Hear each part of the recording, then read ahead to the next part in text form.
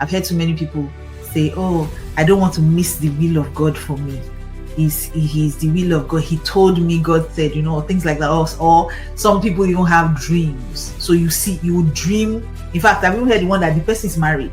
You would dream that the person is your spouse and you are waiting it out. Obviously, that isn't from God.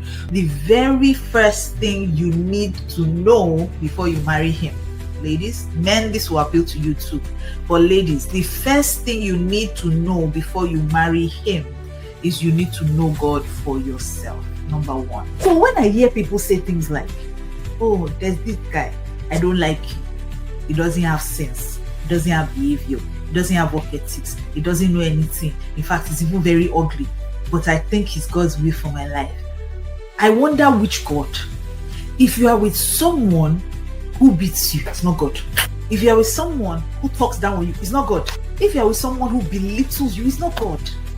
Never. If you look through the word of God, every time that God gives something to a man, it was God. So wait, why is it that when they reach your own turn, they will bring you what I don't know? So Panama, and you say, hey, it's God's will for me. I am very scared of when people say things like, oh, I had this dream, I had this. Because dreams too can come from a multitude of business. I want to marry him because he knows God. You forbid to know God. Did you forbid to know God? Listen to me. If you know God for yourself, you will not miss it in marriage. So the first thing you need to do is know God for yourself before you marry him. Okay?